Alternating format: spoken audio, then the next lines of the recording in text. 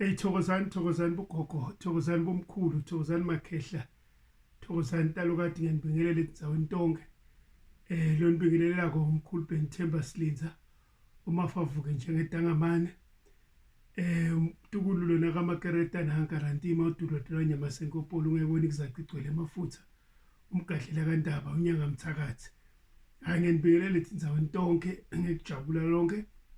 Sengibuyile futhi nalesinye nesifundvo la ku this channel ye YouTube lena ibitwa ngokuthiwa Sinduna.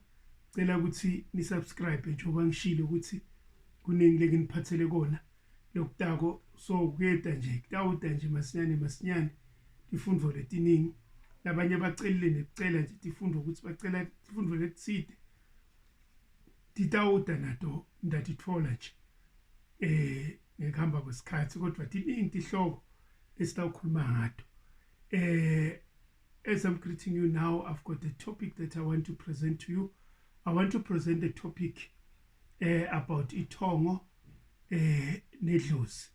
What is the difference between Lithongo and Dlozi? Because I don't want us to be confused.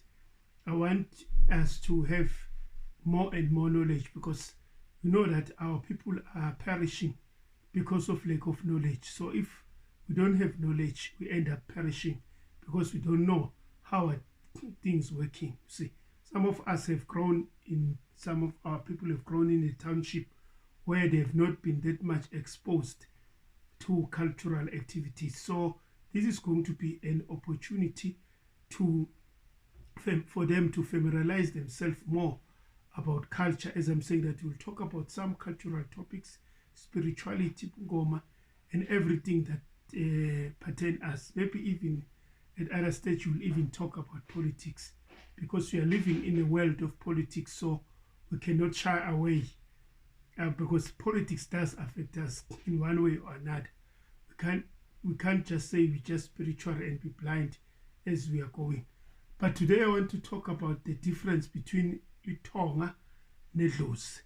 It's yini Lithongo and yini Dlozi, because it's lesikhathi siyakuhlangahlanganisa konke sithi Dlozi sikuhlanganisa nje, mix together and call it one thing as if it's one thing, yet this thing Dlozi neThongo kuhlukene. Ungeva umuntu athi ungenwe ngemathongo noma yathi ungenwe ngemadlozi, so kufuna sikuconze letinto kuze singahlanganisi, because what we are doing now, we want to enlighten even our future generation, so that they will understand how are these things working, so that they will understand exactly what's happening.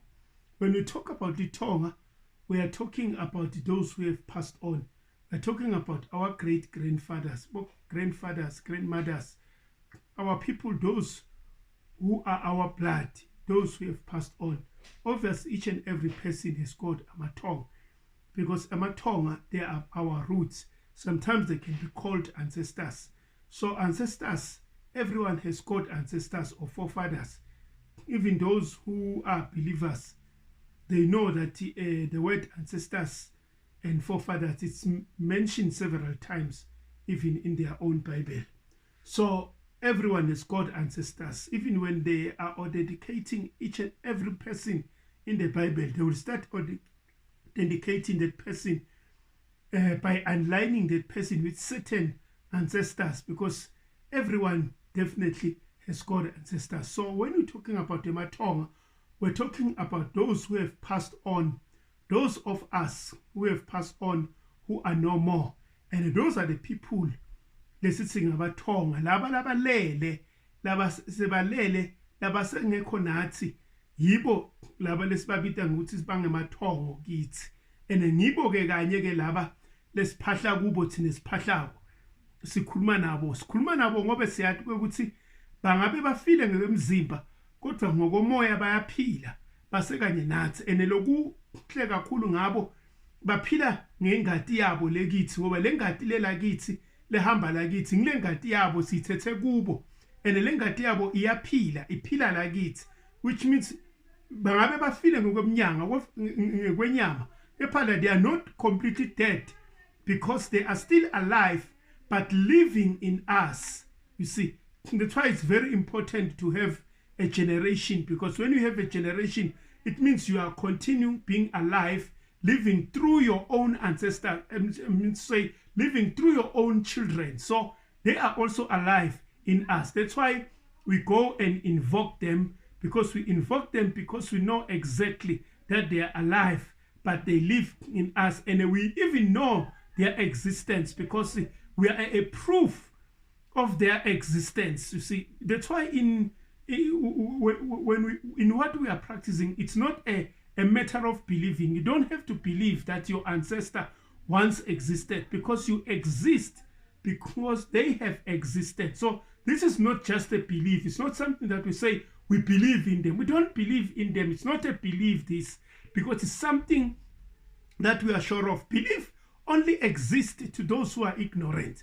Belief is for those who are ignorant, those who are not sure. If someone come and tell you something and you are not sure of that thing, then you need to believe. But something that exists, something that you are sure of, you don't have to believe, you just have to follow. So we don't believe in them, the ancestors, because we know they exist and we follow them, and we are an evidence. Even the fact that I have a surname called Silindza, it's a proof that these people have existed. Silindza once lived before. I am a proof of them that they have existence.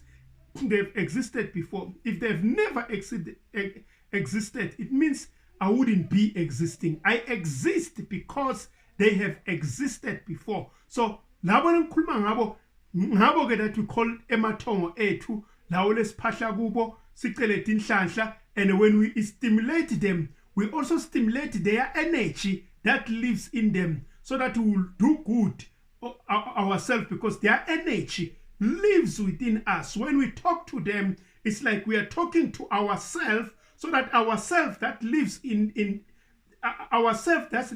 us, which is them, will manifest and be energized to produce the potential that is supposed to be produced. So we are not just speaking to something that doesn't exist. See, that's why we cannot call them demons, because the demons, if they are demons, it means we are also demons, because they've begotten us, they've gave birth to us. So if they've given birth to us, if they are demons, it means we are also demons. So we talk them and we varnate them, because they live in us. And those are what we call amathongo. Yiwo amathongo alele asebuthongweni. Our grandfathers, great-grandfathers, grandmother, great-grandmother, abogogo bethu, abomkhulu bethu, abokhokho bethu, yibo lesibabita ukuthi sibange mathongo. Bonke laba lasebalele, labo lebangasekho, yibo labo lesisibange mathongo. Abasiwo ngeswakhona emadlozi, kodwa labo yibo emathongo labo ngobe balele basebuthongweni. So we do invoke their spirit, because their spirit it's alive, and it's alive and live within us, and they can hear us because they are also in us, and they are also us. We are them and they are us at the end of the day. So that's why we invoke them, because they are still alive. Then the second thing which we need to understand now, we have got the word which we call Dlozi. Dlozi, what is Dlozi then? Because I have explained what is Ithong. Dlozi is the spirit that are the spirits that are working ebungomen.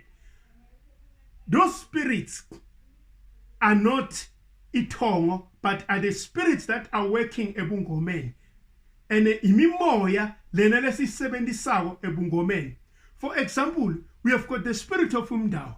We have got the spirit of Inzuza. We have spirit emanone mandigi.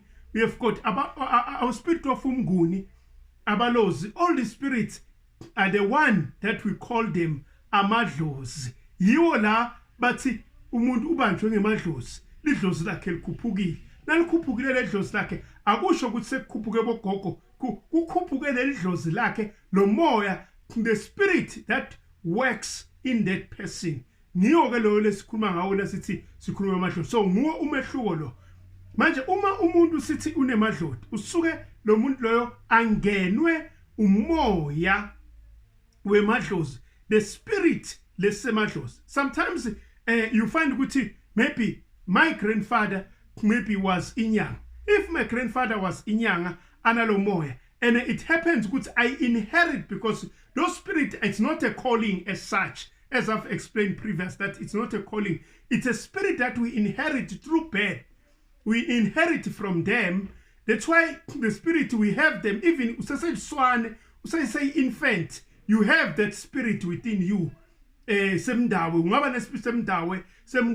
Whatsoever. That's why most of the people labana the spirit, they normally bazalwa bembethe kusho ukuthi wazalwa ambethe, because lo muntu lo, it was also a sign to show with this person unale spirit, unalo moya lo webungoma, unemoya webukhosi, ngoba lo moya lona bukhosi usuke ukhethiwe. You are chosen to perform certain tasks and to heal the nation. So you are special at the end of the day, because you are called to heal the nation. So what is happening now, uva umuntu athi yena ungenwe mgogo or ungenwe ngumkhulu. Ayikho into lenjalo. There's nothing like such where umuntu angenwe ngumgogo angenwe mkhulu. Emathonga akangeni muntu emathonga. Akangeni muntu emathonga. Umuntu umoya lanawo kuba is either ngaba umdawe, ngaba inzuza, ngaba umnguni. Nguwo le moya lengena kulabantu. And le moya lena usuke kungumoya that was working in your grandmother. And naye your grandmother inherited that spirit from maybe umkhulu wakhe or another grandmother whosoever, which means the spirit is moving from one generation into another generation. We are inheriting that spirit, which means uma ngabe nginyanga ngisebenta ngemoya lowa umkhulu noma umoya lowa ukugogo, which means lo moya lowa ukugogo is the very same spirit now that works in my life to do lo msebenzi. Angangenwa ngogo. It's not gogo who have possessed me. No moya ungenanga starwa now, but akusekuthi ngenwe bogogo ngenwe makhehla. Hey mina ngangenwa makhehla. No, it is the spirit that was working in your grandfather. It is the spirit semdawe that was working in your grandmother. It is the spirit sabalozi that was working in your great-grandfather or great-grandmother. Not that it's them that have possessed or that have taken over you, but it is the spirit. The very same spirit you find that now, kune spirit ngenwe spirit sagogo ngisebenza ngaso, and the spirit lesikimlewe singogo nami in the near future I will have my own grandchildren. My grandchildren now won't say it's spirit sikagogo and point ugogo lo besamine bengithi gogo, sebathi ngingenwe spirit from my grandfather or my great grandfather. Because why? The spirit is moving from one generation into another. And another thing, the spirit doesn't have gender. The spirit doesn't have gender. So, uma ungenwe umoya owa ukugogo, it doesn't mean now that you are a woman. It doesn't mean now that if ungenwe umoya owa ukumkhulu as a woman, it doesn't mean that now you are a man. You are not a man.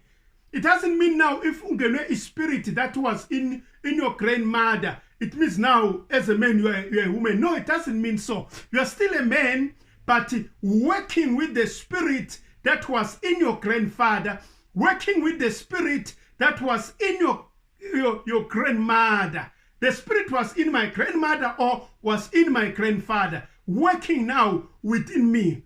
That's why even if now it doesn't mean I cannot get married. I can still have wife and get married, and that's what ancestors want, because the spirit itself, that's what it wants, because it wants procreation. It wants to continue, because if I don't have children, how will the spirit continue?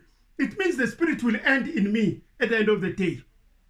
And then nangishonile ngibe spirit sengwenze, which I will talk about the spirit sengwenze, how it comes about. Ngizoba spirit sengwenze, which troubles so many people, which means after my death I will be a big problem now, because I did not procreate, I did not have children, because I was saying mine ngangenwa ispirit sagogo, instead of ngangenwa ispirit sagogo, angenwanga ngugogo, ngingenwe a spirit that was in my grandmother.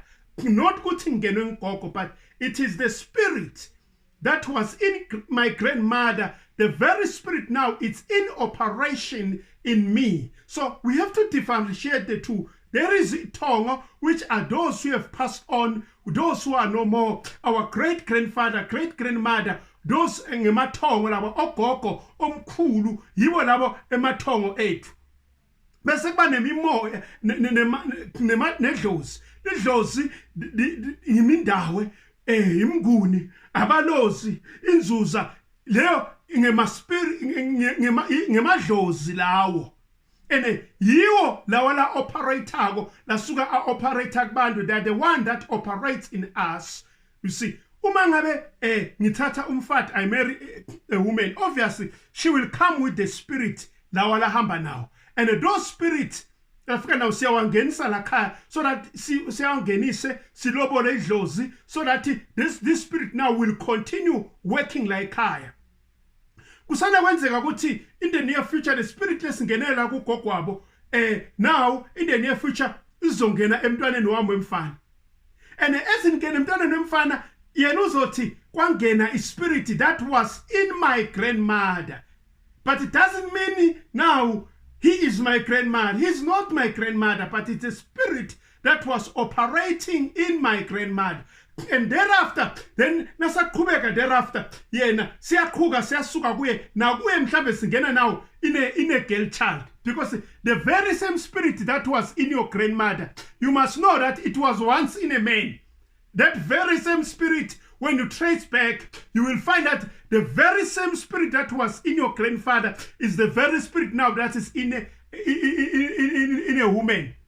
The very same spirit that is in a woman tomorrow might be in a man, because the spirit it's moving from one generation into another. You see, so awungenwanga ngugogo. Ugogo ulele uphumlile ulithonga elihle. Uma ngabe alungiselwe kahle siyaphahla kuye siyacela tinhlanhla sicela konke, but separated from the spirit sebungoma, which mdawe inzuza umnguni abalozi, all the spirit which we shall talk about, because definitely we shall talk about them as I've promised. All the spirit satawukhuluma lokuningi, sikhuluma ngekuthwasa, sikhuluma lokuningi yabo. As I've said, this is not a calling as such, but utalwa nayo, you inherit the spirit from your forefathers, from your forefathers, from your grandmothers, from all of them. We inherit the spirit, the very same spirit that was